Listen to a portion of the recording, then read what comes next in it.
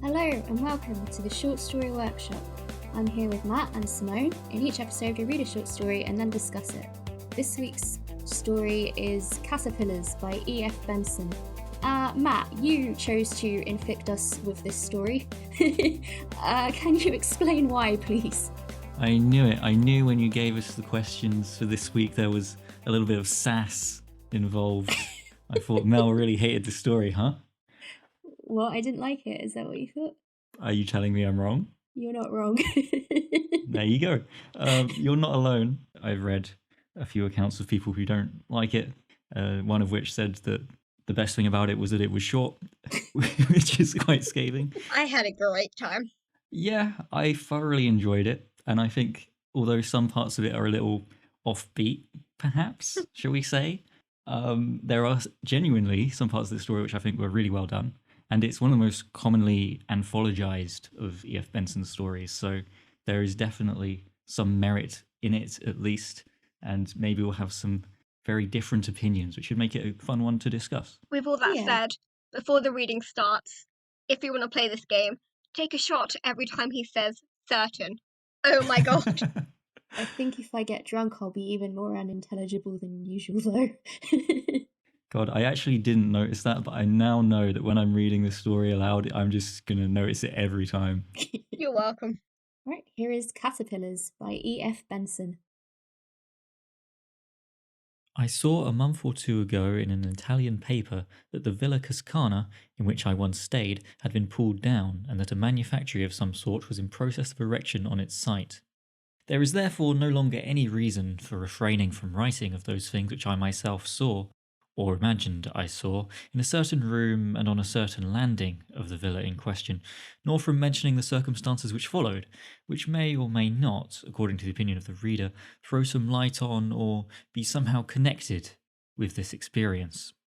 The Villa Cascana was in all ways but one a perfectly delightful house, yet if it were standing now, nothing in the world, I use the phrase in its literal sense, would induce me to set foot in it again, for I believe it to have been haunted in a very terrible and practical manner. Most ghosts, when all is said and done, do not do much harm. They may perhaps terrify, but the person whom they visit usually gets over their visitation. They may, on the other hand, be entirely friendly and beneficent. But the appearances in the Villa Cascana were not beneficent, and had they made their visit in a very slightly different manner, I do not suppose I should have got over it any more than Arthur Inglis did.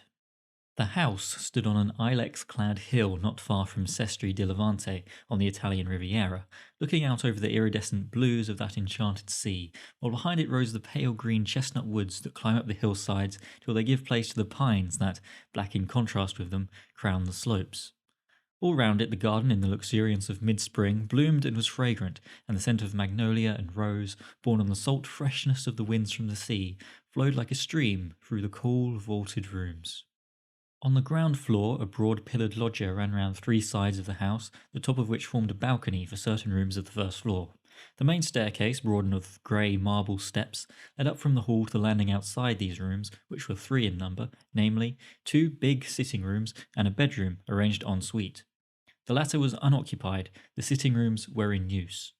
From these the main staircase was continued to the second floor, where were situated certain bedrooms, one of which I occupied, while from the other side of the first floor landing some half-dozen steps led to another suite of rooms, where, at the time I am speaking of, Arthur Inglis, the artist, had his bedroom and studio.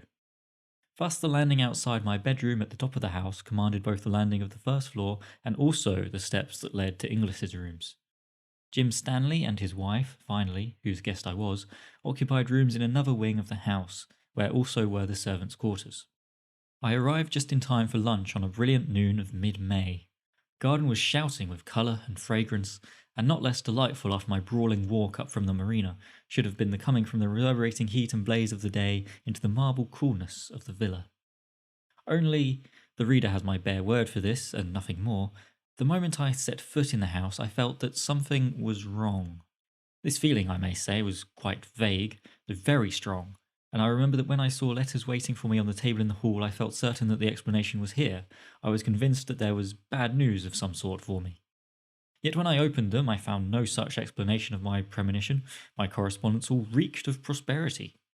Yet this clear miscarriage of a presentiment did not dissipate my uneasiness.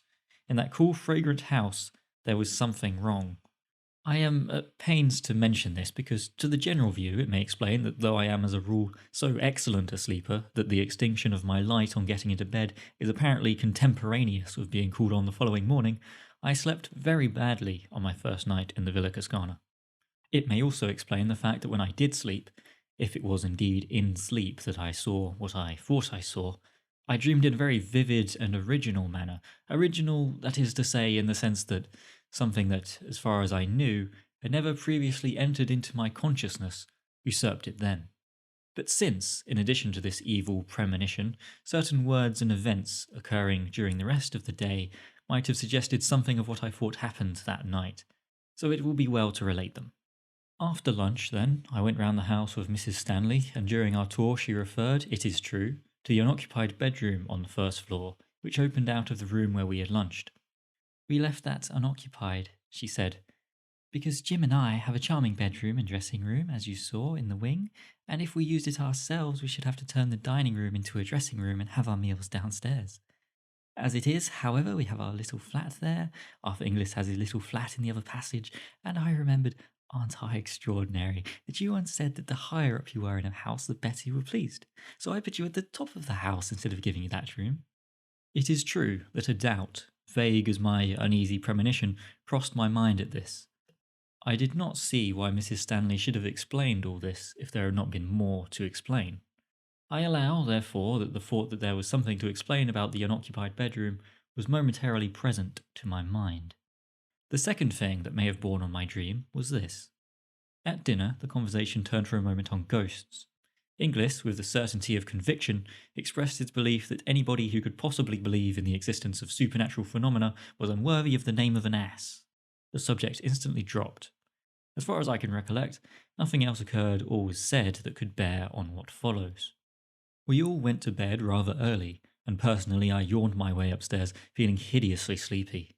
My room was rather hot, and I threw all the windows wide, and from without poured in the white light of the moon and the love song of many nightingales.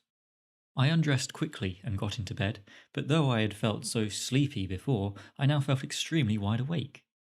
But I was quite content to be awake. I did not toss or turn. I felt perfectly happy, listening to the song and seeing the light. Then it is possible I may have gone to sleep, and what follows may have been a dream. I thought anyhow that after a time the nightingale ceased singing and the moon sank. I thought also that if, for some unexplained reason, I was going to lie awake all night, I might as well read, and I remembered that I had left a book in which I was interested in the dining room on the first floor. So I got out of bed, lit a candle, and went downstairs. I went into the room, saw on a side table the book I had come to look for, and then, simultaneously, saw that the door into the unoccupied bedroom was open. A curious grey light, not of dawn nor of moonshine, came out of it, and I looked in. The bed stood just opposite the door, a big 4-poster, hung with tapestry at the head. Then I saw that the greyish light of the bedroom came from the bed, or rather from what was on the bed, for it was covered with great caterpillars, a foot or more in length, which crawled over it. They were faintly luminous, and it was the light from them that showed me the room. Instead of the sucker feet of ordinary caterpillars, they had rows of pincers, like crabs, and they moved by grasping what they lay on with their pincers and then sliding their bodies forward. In colour, these dreadful insects were yellowish grey, and they were covered with irregular lumps and swellings. There must have been hundreds of them, for they formed a sort of writhing, crawling pyramid on the bed. Occasionally one fell off onto the floor with a soft, fleshy thud, and though the floor was of hard concrete, it yielded to the pincer feet as if it had been putty, and crawling back, the caterpillar would mount onto the bed again to rejoin its fearful companions. They appeared to have no faces, so to speak, but at one end of them there was a mouth that opened sideways in respiration. Then, as I looked, it seemed to me as if they all suddenly became conscious of my presence. All the mouths, at any rate, were turned in my direction, and next moment they began dropping off the bed with those soft, fleshy thuds onto the floor and wriggling towards me. For 1 second, a paralysis, as of a dream, was on me, but the next I was running upstairs again to my room, and I remember feeling the cold of the marble steps on my bare feet. I rushed into my bedroom, slammed the door behind me, and then, I was certainly wide awake now, I found myself standing by my bed with the sweat of terror pouring from me. The noise of the banged door still rang in my ears, but as would have been more usual if this had been mere nightmare, the terror that had been mine when I saw these foul beasts crawling about the bed or dropping softly onto the floor did not cease then. Awake now, if dreaming before, I did not at all recover from the horror of dream. It did not seem to me that I had dreamed. And until dawn I sat or stood, not daring to lie down, thinking that every rustle or movement that I heard was the approach of the caterpillars. To them and the claws that bit into the cement, the wood of the door was child's play. Steel would not keep them out. But with the sweet and noble return of day, the horror vanished. The whisper of wind became benignant again. The nameless fear, whatever it was smoothed out and terrified me no longer. Dawn broke, hueless at first, then it grew dove-coloured, then the flaming pageant of light spread over the sky. The admirable rule of the house was that everybody had breakfast where and when he pleased, and in consequence it was not till lunchtime that I met any of the other members of our party, since I had breakfast on my balcony and wrote letters and other things till lunch. In fact, I got down to the meal rather late, and the other three had begun. Between my knife and fork there was a small pill-box of cardboard, and as I sat down, Inglis spoke. "Do look at that," he said. "Since you are interested in natural history, I found it crawling on my counterpane last night, and I don't know what it is." I think that before I opened the pill-box I expected something of the sort which I found in it. Inside it, anyhow, was a small caterpillar, greyish-yellow in colour, with curious bumps and excrescences on its rings.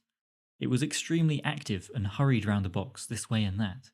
Its feet were unlike the feet of any caterpillar I ever saw. They were like the pincers of a crab. I looked and shut the lid down again. "No, I don't know it," I said. "But it looks rather unwholesome. What are you going to do with it?" "Oh, I shall keep it," said Inglis. "It has begun to spin. I want to see what sort of a moth it turns into." I opened the box again and saw that these hurrying movements were indeed the beginning of the spinning of the web of its cocoon. Then Inglis spoke again. "It has got funny feet too," he said. "They're like crab's pincers. What's the Latin for crab? Oh yes, cancer. So in case it is unique, let's christen it Cancer Inglisensis." Then something happened in my brain, some momentary piecing together of all that I had seen or dreamed. Something in his words seemed to me to throw light on it all, and my own intense horror at the experience of the night before linked itself onto what he had just said. In effect, I took the box and threw it, caterpillar and all, out of the window. There was a gravel path just outside, and beyond it a fountain playing into a basin. The box fell onto the middle of this. Inglis laughed. "So the students of the occult don't like solid facts," he said. "My poor caterpillar." The talk went off again at once onto other subjects, and I have only given in detail, as they happened, these trivialities in order to be sure myself that I have recorded everything that could have borne on occult subjects or on the subject of caterpillars. But at the moment when I threw the pillbox into the fountain, I lost my head. My only excuse is that, as is probably plain, the tenant of it was, in miniature, exactly what I had seen crowded onto the bed in the unoccupied room. And though this translation of those phantoms into flesh and blood, or whatever it is that caterpillars are made of, ought perhaps to have relieved the horror of the night, as a matter of fact it did nothing of the kind. It only made the crawling pyramid that covered the bed in the unoccupied room more hideously real. After lunch we spent a lazy hour or two strolling about the garden or sitting in the loggia, and it must have been about 4 o'clock when Stanley and I started off to bathe, down the path that led by the fountain into which I had thrown the pillbox. The water was shallow and clear, and at the bottom of it I saw its white remains. The water had disintegrated the cardboard, and had become no more than a few strips and shreds of sodden paper. The centre of the fountain was a marble Italian Cupid, which squirted the water out of a wineskin held under its arm. And crawling up its leg was the caterpillar. Strange and scarcely credible as it seemed, it must have survived the falling to bits of its prison and made its way to shore, and there it was, out of arm's reach, weaving and waving this way and that as it evolved its cocoon. Then, as I looked at it, it seemed to me again that, like the caterpillar I had seen last night, it saw me, and breaking out of the threads that surrounded it, it crawled down the marble leg of the Cupid and began swimming like a snake across the water of the fountain towards me. It came with extraordinary speed. The fact of a caterpillar being able to swim was new to me, and in another moment was crawling up the marble lip of the basin. Just then Inglis joined us. "Why, if it isn't old Cancer Inglisensis again," he said, catching sight of the beast. What a tearing hurry it is in! We were standing side by side on the path, and when the caterpillar had advanced to within about a yard of us, it stopped and began waving again as if in doubt as to the direction in which it should go. Then it appeared to make up its mind and crawled onto Inglis's shoe. "It likes me best," he said, "but I don't really know that I like it, and as it won't drown, I think perhaps—" He shook it off his shoe onto the gravel path and trod on it. All afternoon the air got heavier and heavier, with the sirocco that was without doubt coming up from the south, and that night again I went up to bed feeling very sleepy. But below my drowsiness, so to speak, there was the consciousness, stronger than before, that there was something wrong in the house, that something dangerous was close at hand. But I fell asleep at once, and, how long after I do not know, either woke or dreamed I awoke, feeling that I must get up at once, or I should be too late. Then, dreaming or awake, I lay and fought this fear, telling myself that I was but the prey of my own nerves, disordered by sirocco or whatnot, and at the same time quite clearly knowing in another part of my mind, so to speak, that every moment's delay added to the danger. At last this second feeling became irresistible, and I put on my coat and trousers and went out of my room onto the landing. And then I saw that I had already delayed too long, and that I was now too late. The whole of the landing of the first floor below was invisible under the swarm of caterpillars that crawled there. The folding doors into the sitting room from which opened the bedroom where I had seen them last night were shut, but they were squeezing through the cracks of it and dropping one by one through the keyhole, elongating themselves into mere string as they passed, and growing fat and lumpy again on emerging. Some, as if exploring, were nosing about the steps into the passage at the end of which were Inglis's rooms. Others were crawling on the lowest steps of the staircase that led up to where I stood. The landing, however, was completely covered with them. I was cut off. And of the frozen horror that seized me when I saw them, that I can give no idea in words.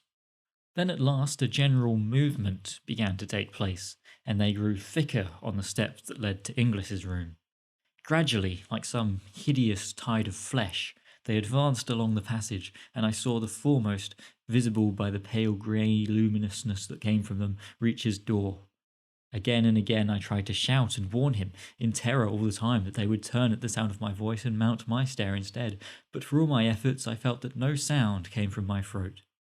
They crawled along the hinge crack of his door, passing through as they had done before, and still I stood there, making impotent efforts to shout to him, to bid him escape, while there was time.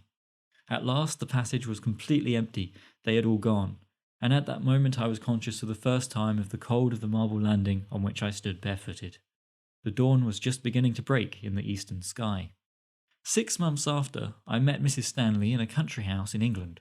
We talked on many subjects, and at last she said, "I don't think I have seen you since I got that dreadful news about Arthur Inglis a month ago."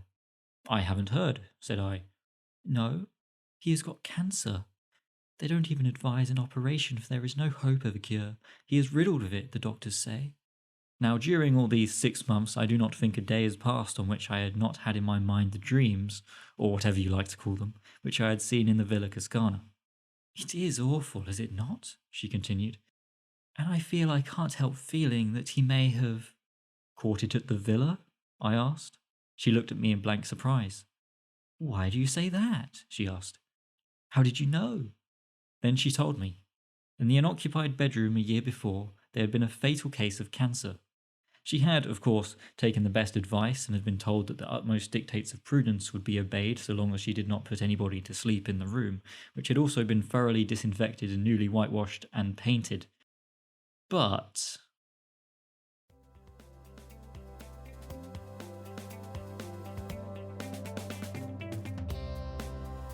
Yes, I will start off then by saying what I thought of this story, which was WTF. Pretty much. Fair. It starts off quite like a usual ghost story, because he's like, well, some ghosts are all right, but most of them, or the ones here, were definitely not all right. So this seems kind of standard.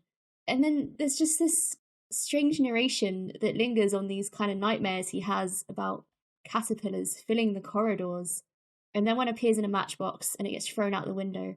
And then they go down and are like, oh, look, the caterpillar's still alive. And then it gets squashed. And now I'm like, oh no, the caterpillars are back gonna come back for revenge, obviously. And then they are back for some kind of other nightmarish scene. And then the story ends with like, oh yeah, by the way, that guy died of cancer. What? It felt like it didn't really come together for me, I've got to say. I think that's normal. Simone sounded like she liked it more. I thought it was interesting in the sense that I get the impression it's not really a story about caterpillars, it's a story about trying to explain cancer in a time when they didn't really understand how it worked. And I think the ending of the story kind of shows that they really don't understand how cancer worked at that point. I did some research because I was curious after having read this, and apparently it was only around that time that they'd started doing like tests on what caused cancer and things like that. Like the first thing society dedicated to studying cancer was in 1913, and the story was published in 1912. So it was very much a time when people were very aware of it as a thing, but also didn't have any idea really how it spread. And I think caterpillars as like a symbol of vermin, something that's very hungry because they, very hungry caterpillar, they eat anything, is actually quite an interesting analogy of something that they don't understand. And I think that's quite a classical, typical trope towards horror, in that they've often used horror elements to talk about things in real life, like disease, insanity, ghosts, when it comes to grief, for example. So in that sense, I thought it was quite interesting as a product of its time. I don't think it holds up necessarily well, but I think it was interesting for the time. And also the caterpillars are really creepy. Yes. I mean, you can see why people at the time were so confused about cancer, because there's like so many different things that could make it more likely or less likely, but they still weren't really sure what caused it or anything. And it must have been really confusing. I mean, we still don't fully understand everything there is to know, perhaps. But I mean, reading it now, it's kind of laughable, to be honest, isn't it? Like, he's just like, it reads almost like a joke. There's the random line somewhere further up where he says, oh, it's kind of like cancer because it looks like a crab, and then it gives him cancer. Like, it feels like it's almost a joke. Yeah. But it's maybe a little bit clumsy in its execution, and it certainly doesn't help that we're now over 100 years later. I do think it probably worked at the time, like particularly with the idea of the caterpillar as something that transforms into something else. It starts off as a very small thing and then grows into this like different thing entirely. Idea of your cells changing, isn't it? Like they knew that much, but they didn't know why. Yeah. I like that it uses the mind of the caterpillars, or even like the nature of them, like are they even real, as kind of a substitute for something unknowable. Like you kind of mentioned this already. And I especially like the scene where it's like the caterpillar is coming towards them after being thrown in the fountain, and it's like trying to choose between them. And then it chooses his friend instead of the narrator. We don't know why. There's no logical reason to it that we can see. That's almost like a commentary on cancer, really. Like, that must have been how they thought about it. Like, it just seemed random. Mm. Or it was the idea that it was something that was already in him and that was why they favoured him. Yeah. I feel like it comes out of nowhere. I guess there is that mention of cancer, as in it like has feet or whatever it is, but It has claws like a crab. it doesn't make any sense to me. I can't follow the logic. Look, I'm not going to argue that it's not a little ham-fisted, but it's a caterpillar. It's unusual because it has crab claws. Cancer is crab because the zodiac sign. Like, there's some logic to it. Oh, the zodiac. All right. Yeah, this was lost on me. But I just thought the selection of caterpillars as well seemed the most random thing. Yeah, I admit I had to look up caterpillars after you get to like check, is that like, are caterpillars really known for disease? And I came across like one mention to the Old Testament, but otherwise, like, if it were me writing, I probably would have gone for maggots. Yeah, I could kind of understand that more. I think having it as caterpillars adds a red herring as well, because you're like, oh, it's transforms. You think of caterpillars, a thing everyone knows. Oh, it transforms. It's almost like trying to throw you off, maybe. Maybe. Okay, so the ending. Would you change it? If so, how? I thought it was rushed. You stop when the caterpillars go to your room and then switch, and I was just there like, wait, what do you mean we're moving at the climax of the story away from the climax? How does it get resolved? What do the caterpillars do to him? Like, do they eat him? Is kind of what my first assumption was, that they just kind of they found his corpse in the morning or something. So the bit at the end was a complete left turn for me when I first read it. Like, after thinking about the story more, I could kind of get it a bit more, but at the time I was a bit like, wait, what? What do you mean he was killed by cancer? What happened to the caterpillars? Yeah, it is a bit strange. Like, all the caterpillars are like in the room, and then they kind of just leave very quickly. And They disappear into his room and he doesn't go and investigate or try and save his friend or like I don't know, at the very least, I'd have him waiting until horror in the morning for the caterpillars to re-emerge or something in case he thought they were going to come for him too. But he just doesn't. Like, you're at the climax of your novel, mate, and you're left. It's true. It's true. I hadn't thought about that, but you're Not right. your novel, your story, but still. That's why it seems so off to me, because it feels like something more needs to happen in that last section where all the caterpillars are swarming into the friend's room. But he just sort of looks and goes, "Oh, that's horrible," and that's like that. Nothing further happens. It feels like it either needed like another section where they finally come for him. So there's another nightmare caterpillar scene, except they're coming for him this time, or it needs to have him like finding his friend who's turned into a caterpillar, or something. Yeah. I Like, even a few more lines at the end, like, it's got that but which deliberately cuts off as its final line, and you kind of get the Yeah. impression it's because the character talks a lot, and like the but is exactly everything that happened. But I follow me, like, I could have, like, I don't know, skipped again forward, and then he wakes up in bed and there's just a little caterpillar at the end of his bed, the tiny cute version, but like a stinger. That would Yeah, be cool. that would be good. I think he perhaps knew that he'd pushed the ghost caterpillar thing as much as he reasonably could without compromising some of the ambiguity about whether they were really ghosts or if it was just some kind of weird premonition. So I think maybe he realized he needed to go in a slightly different direction after that. He did do it quite abruptly, but I think that was maybe the right decision to change directions somewhat. And I guess what you would naturally do is you either escalate it further, which I think is what Mel was suggesting, where you make the threat more real or you raise the stakes again, or you just jump to a different axis and you do something different. And I don't know which is better exactly, but what he chose to do was to ground it further at the end. He's like, okay, we've done all this weird supernatural stuff. Let's ground the story in some truth now, and that's the ending, which it kind of is going a different direction, like I was saying. But I don't know. If it was me, I would probably do it in the other direction. I would make it less grounded. I would just say, okay, let's escalate this. Let's go nuts. All the caterpillars turn into giant moths, and I don't know, crazy stuff happens. Let's go back to talking about that last line, which is just "but" with a hyphen. I thought that I was reading a bad copy of the story, and I went looking for the rest of it. Did either of you do that? No, but only because I trust Matt not to find me a bad copy of the story. Thank you. Okay.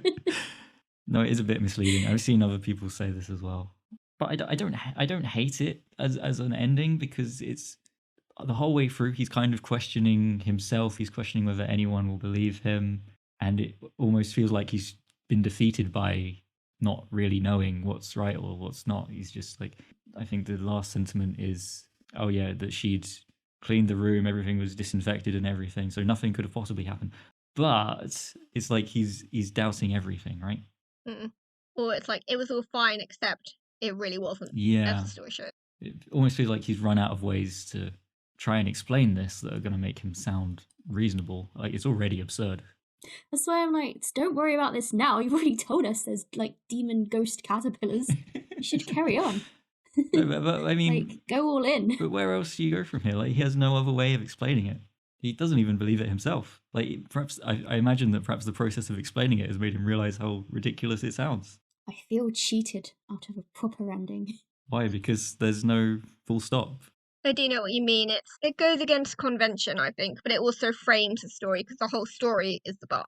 Not because of the lack of full stop. Because I love that you had to clarify that. because it just ends like with, oh, by the way, now that guy's dead of cancer, and that's it. Like, I didn't go through 2 caterpillar nightmares for that to be the conclusion without any further horrors and / or explanations. Do you think it's also because we expect our protagonists to do something during the course of a story, for example, to make a choice, or if they're unable to make a choice, to feel some consequence because of their lack of bravery? Like, there's no sense of the narrator giving up something, sacrificing anything, overcoming anything, which we would expect from a more contemporary narrative. That's true. Yeah, maybe. He has very little agency in the story, really. He's just kind of there to tell it, mostly. Yeah, he's almost the artist. Ingles is almost the protagonist. Yeah, but I think you don't want to explain the story. I like that it's ambiguous. I think anything further would compromise a lot of the mystery surrounding it. I'm sat here going, did I care about the mystery that much? And then I'm like, I must do, because I'm mad that I didn't have an ending. I mean, I like that, for example, you can have the idea that this was all some kind of premonition, that our narrator just saw in a vision that his friend was going to get cancer, and that holds up. But then the mentions of ghosts and stuff. It's the idea that the ghost infected him, isn't it? I think so, but it's debatable whether they were ghosts or what exactly was happening. I kind of read it as like the remnant trauma of disease or frightening death, like before fully understanding. I don't know, when did germ theory come around? I think that we knew about germs. Yeah. Like 1700, apparently a physician called Nicholas Andrew argued that microorganisms he called worms were responsible for smallpox and other disease. You know, worms are a bit like caterpillars, kind of look the same. But I want to draw that comparison. I mean, for a long time, there was a misconception that cancer was just like any other kind of virus and it would spread similarly. I don't think that lasted quite up until when the story was written, but I mean, I think it also ties into a fear a lot of people have around illness, for example. Like, I think you hear people who aren't feeling very well, like, I don't know, or people who have depression going, oh, yeah, people are acting like I'm contagious. And it's kind of poking at the same thing to me. Like the fact that you can get it just from even being in the same house. Yeah. It must be very terrifying if you don't understand the science and haven't had anyone or anything to explain it to you. So I do understand that that's where the horror comes from, especially in like a time when nobody really understood something. But all right, shall we move on to the next question? Yeah. So I'd say that, as we've noted, the narrator seems very concerned with kind of convincing the reader that these events really happened and that he didn't imagine them, and like he's not mad. This is something he experienced, because he talks about like, oh, there's nothing really that could have induced me into thinking of caterpillars specifically, you know, that kind of thing, in like the early parts of this story. Why do you think he's so set on that specifically? I'd want to prove I wasn't completely insane. Like, oh my god, no one else has seen this. If you have a really weird experience, and I can see that he's doubting himself, but you would want to say, you know, you want to explain it to someone, have them tell you that you're not crazy. On a more deeper literary analysis sort of level, I guess, there's also, I guess, ideas of repression and trauma and conflating one thing with another in order to try and make sense of it. And you need validation for the caterpillars to kind of make validation for, I don't know, grief or whatever fear you are experiencing. Like, caterpillars are less frightening than your own body turning against you, aren't they? So you've got to know it's caterpillars. Because if it's caterpillars, then you can maybe run away or fight them or avoid the caterpillars. That's a good point. For me, I think the reason why he's so kind of almost appears on the fence, especially near the beginning, about whether he imagined things, whether he was dreaming, is almost to make him seem more grounded in a weird backwards kind of way. Because if he just explains this and expects you to believe it... Yeah, people who just be like, I absolutely saw caterpillars. You're just going to be like, did you, mate? It just sounds crazy. It's just absurd. How much did you have to drink? So I think that helps him seem a bit more real, to doubt himself a little over this. I mean, it adds a realism to the story, doesn't it? Like, it's how someone who you knew who saw mystical cancer caterpillars might react. Okay, as grounding goes, I think it does work. Do you have anything else on this question? Only that I feel he lacks conclusive evidence of the caterpillars, which is a shame. Is it a shame? Isn't that the case with most ghosts, though? Yeah, it is. But I guess it feels like such a big part of this story is him going, look, you need to believe me, that again, it's kind of left unfinished. Yeah, it does take a while to get to it, doesn't it? Yeah. I almost feel like if you made it concrete and he does have lasting proof, it almost ruins it, because you've lost all the ambiguity, so much room for interpretation. There's something about stories where you can't prove it, but you also can't disprove it. What happened? Yeah, I think there's like a generosity in allowing the reader to kind of impose whatever explanation they think fits best. Because maybe to us, we're more used to reading fantasy, the idea of ghost caterpillars, we can just accept it. Perhaps back then, people were more used to reading stuff more grounded. They might say, oh, this is more of a premonition, it's a kind of psychic occurrence or something like this, and they might prefer that better. I think that leaving it open lets people approach it in the way that they prefer. Though I don't think fantasy is a new invention. Like, it's not. Horror has always been around. So the gossip. This was You're right, but we're much more used to it nowadays. So, what do you think about leaving unanswered questions? I'm guessing that Matt isn't a fan of this, and I am not a fan of it. I think some questions can go unanswered, but if it's the central question of your story, you need to answer it. Yes, and I think it depends on the reader. And I think most readers were fine with kind of putting their own interpretation of the story, whereas I'm the person who likes, no, tell me what actually happened. Otherwise, I'm not satisfied. Yeah. You've gone past a bit of like, could this happen to? I'm willing to suspend belief. Come at me. I'm like, yeah, this could totally happen. Tell me more. I do kind of want to know like what the caterpillar turns into. Like, I'm sorry, but if you weren't going to use the butterfly analogy, don't pick a caterpillar. You could have gone for a maggot or worm or anything else. Spiders is unoriginal. At least caterpillars, nobody's done That's it. true. That is very true. Like, it probably wouldn't have been as memorable if it was spiders. But also, spiders scare me more than caterpillars. But yeah, I gather that the moth was Cancer. I thought maybe that after we started this episode. Yeah. I was like, wow, this question is stupid. Obviously, the caterpillar turns into Cancer.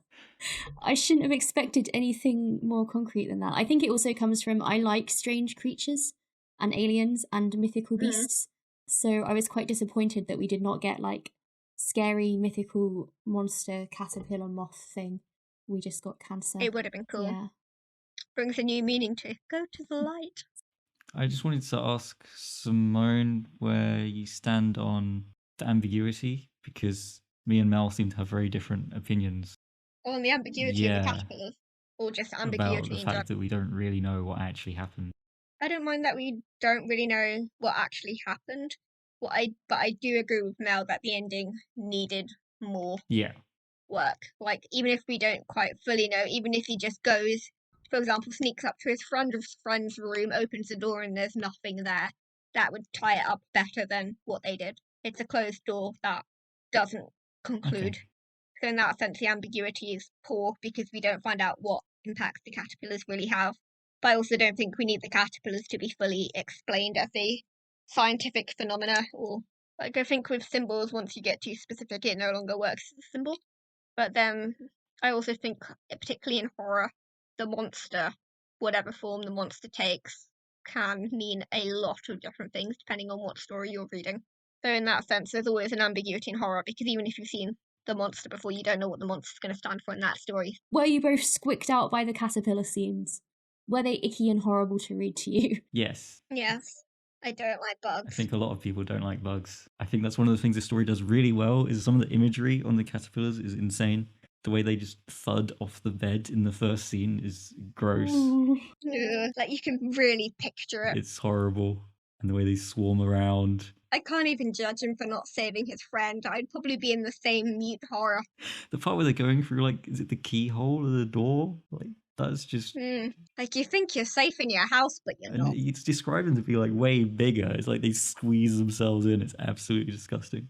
I do think that's one of the things this story does really well. It got me thinking a bit about why, like, grossness is such a thing in horror, because there's always something, right? If it's not gore, it's bugs or something else that's just disgusting. Eyes. Yeah.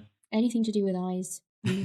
So I just wondered why it was such a big deal in the genre. Have you got any I think thoughts? it's because it's often when you react with something with disgust, it's like a primal thing. It's not you consciously going, I think this is a disgusting, it's something else, it's something in your mind. It's like a real deep emotional response. And you want to evoke that in horror because horror and disgust can be linked, and often are linked quite strongly together. I guess it creates a kind of sense of unease, which is quite important in establishing horror, maybe. I think you were spot on. It's getting that visceral reaction, almost like a reflex. I think horror is also a place for confronting gross things, because we are going to come across them. Like, you come across caterpillars in real life, or bugs, or things that disgust you, and horror is a safe outlet to tackle that feeling. Yes, bugs are okay in my garden, not in my house. I don't even like them in my garden, but they have a right to be there, so I'll leave them be. Final question then. What creature frightens you most? Why isn't it caterpillars? Maybe it is caterpillars. Don't presume to know from my own fears. You're right. I might have a new fear of caterpillars after this. Yeah. Can't help you with that, I'm afraid. We could read The Very Hungry Caterpillar next week. I'm sure our listeners will enjoy that.